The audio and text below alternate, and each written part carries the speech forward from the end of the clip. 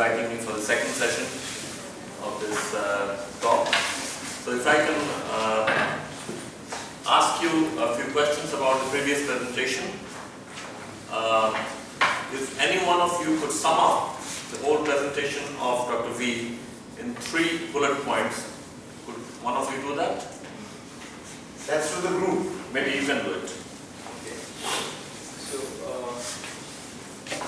what we try to present, you want to ask what we try 3 bullet points, summarize the whole concept. So the first thing I would like to say is the willingness or the strength in the vision, and make one is vision. Yeah, one is the vision. Second is definitely kind of the business model that they have adopted. They have tried to standardize the process, but it was seen to be very different across the various cases. The business model. Yeah. Third is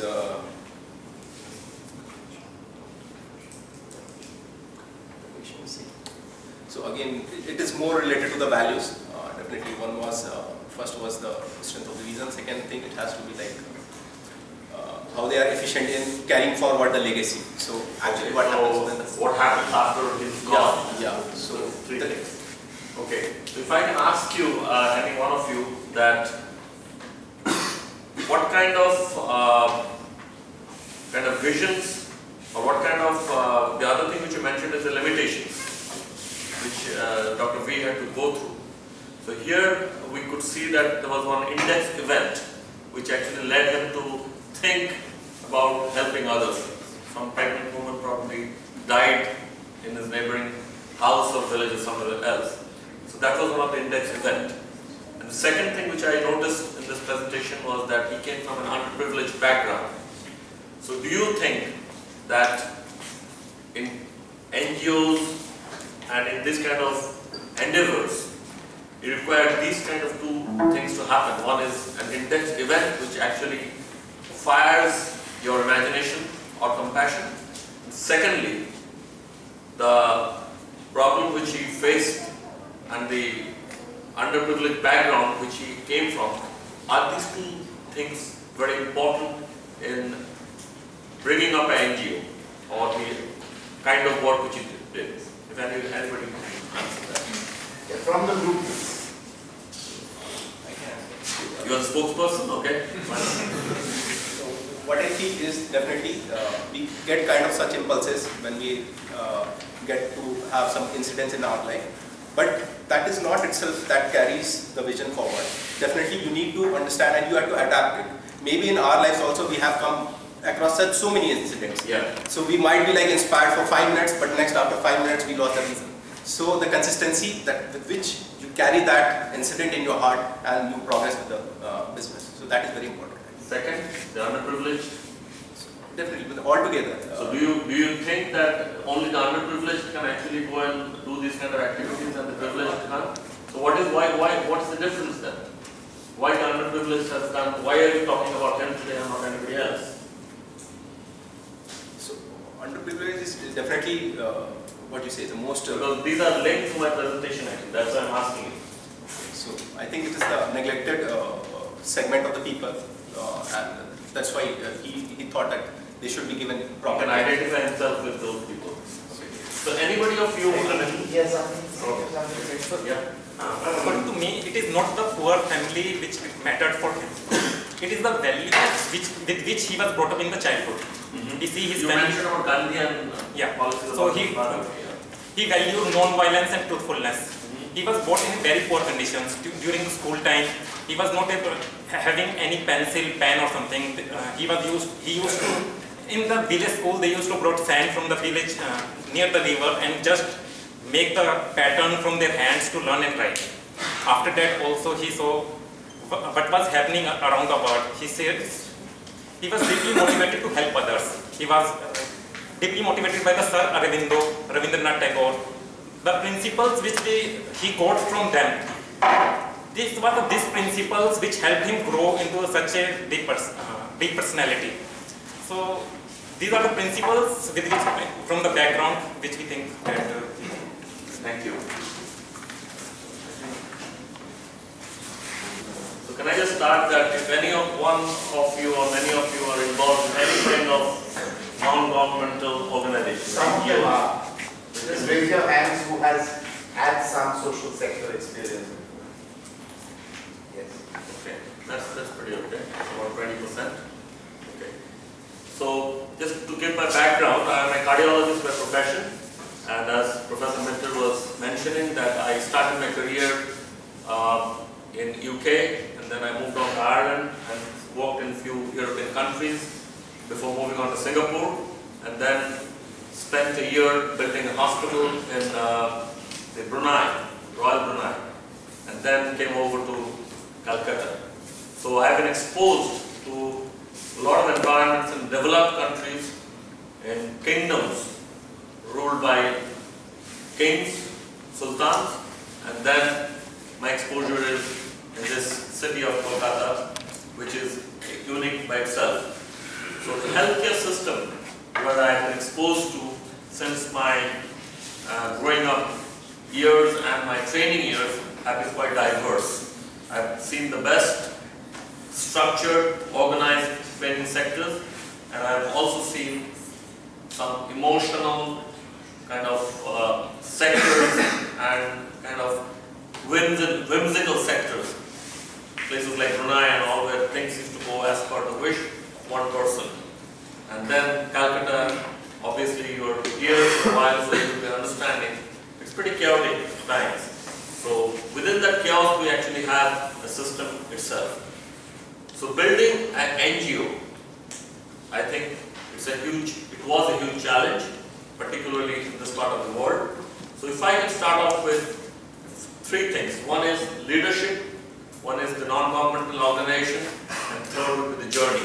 This is a slide change. Yes. So according to us, who is the leader? So, I won't see the face actually. So, somebody who has compelling personal histories, distinctive profile of beliefs, impressive accomplishments in the face of odds. Now that's very important, the face of odds. The belief is important, and the impediments which we face when we actually move against the stream, that's important. So leadership is a process whereby an individual influences a group or individuals to achieve a common goal. You have to have a clear vision, what you want, providing information, knowledge, and methods to realize the vision. And at the time of crisis, the leader actually stands up, and he's actually a standout character during the time of crisis. So we have leaders in government sectors, we have leaders in corporate sectors, and we have leaders in non-governmental organizations. We also have leaders in sports and other walks of the life. But let's just concentrate on these three kinds of leaders.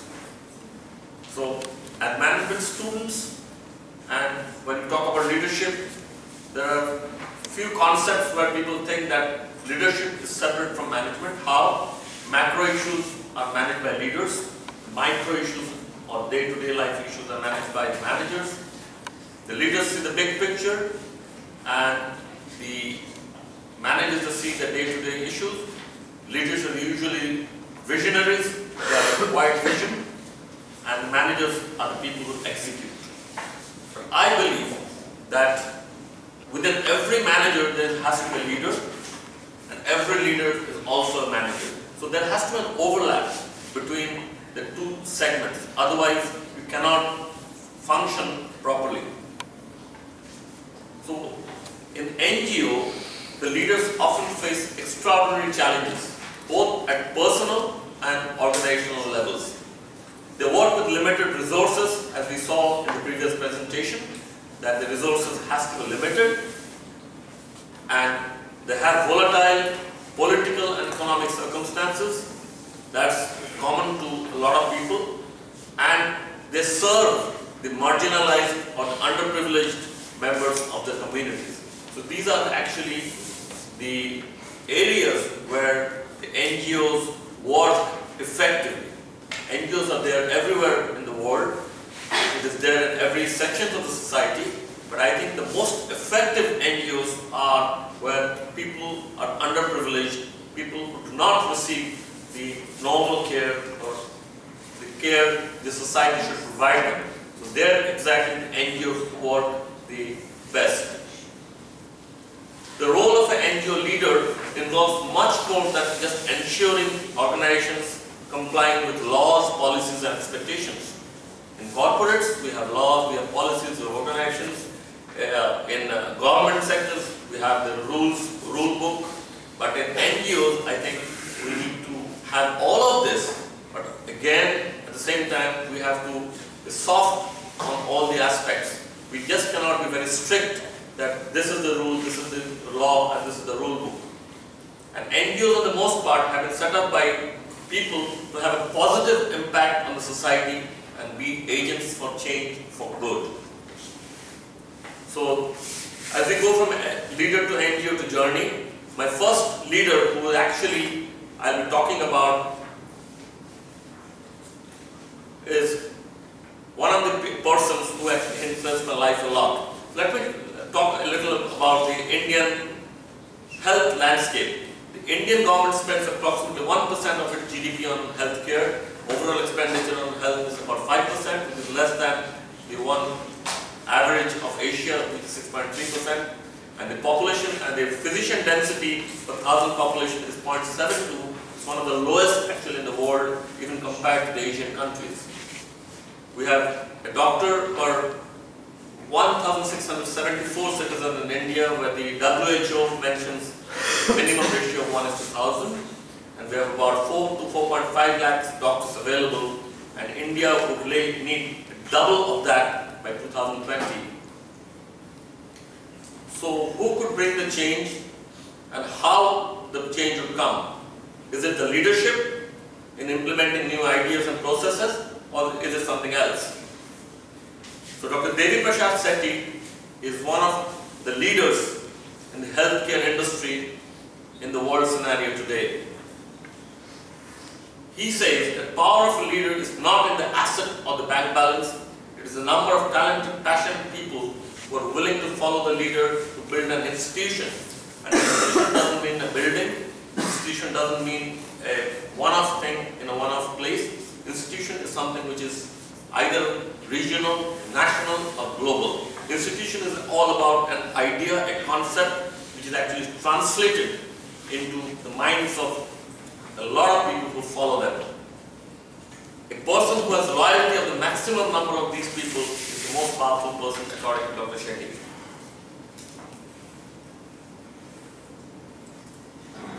So if we just listen. We have to look at giving them the skill, qualification, credentials, to look at the world as the marketplace. There is one profession which can give them millions of job opportunities across the world, is the medical profession. Contrary to all your perceptions, medical healthcare industry is the world's largest industry with $8 trillion. Some of you think IT industry is big, it's $3 trillion. Automobile industry is big, it is less than $3 trillion. Oil and natural gas is $3.5 trillion. Healthcare industry is $8 trillion. It's likely to become $10 trillion by 2020. And the beauty of healthcare industry is that for every dollar turnover, it requires the maximum number of people. In the last 10 years, the only industry which created jobs in the US is the healthcare industry. As every industry matures, it hires less and less number of people. But as healthcare industry gets more and more mature, it hires more and more number of people. In India, you are aware, government gives so much benefits to the IT industry. For 1 crore rupees turnover per month, IT industry gives 5 to 7 jobs.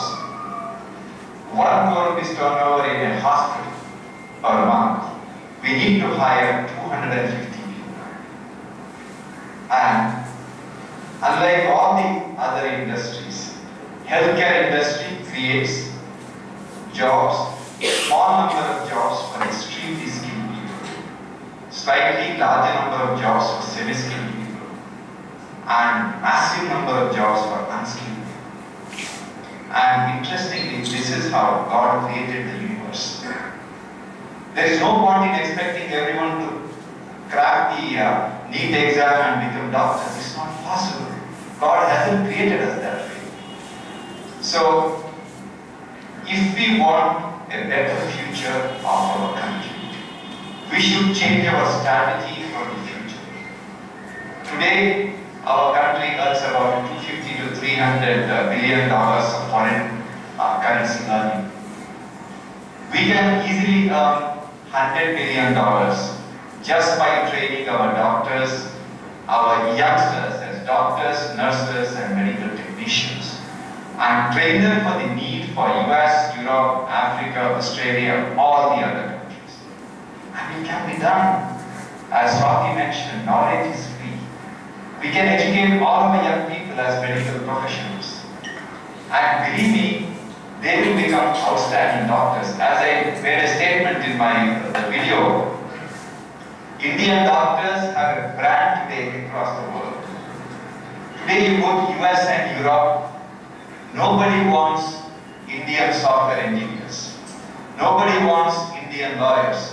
Nobody wants Indian business people. They don't want Indians to come to their country. But every country wants Indian doctors, Indian nurses, Indian technicians. And they're desperate. This world requires more than 15 million healthcare workforce. And a country which produces 26 million babies a year, we are ideally poised to occupy all those positions. A small country called Cuba, many of you haven't heard. I mean, that country has tiny population, perhaps less than Ubuntu population, sends 45,000 doctors to Central America, and they earn $9 billion of precious foreign currency for Cuba. So this is Dr. Devi Shetty. He is a cardiac surgeon of repute, operating since 1990. Thousands of operations he has done, but apart from being a cardiac surgeon, he is a visionary. And the way he speaks, the way he motivates people to do things, this is exemplary. I hope you like the video.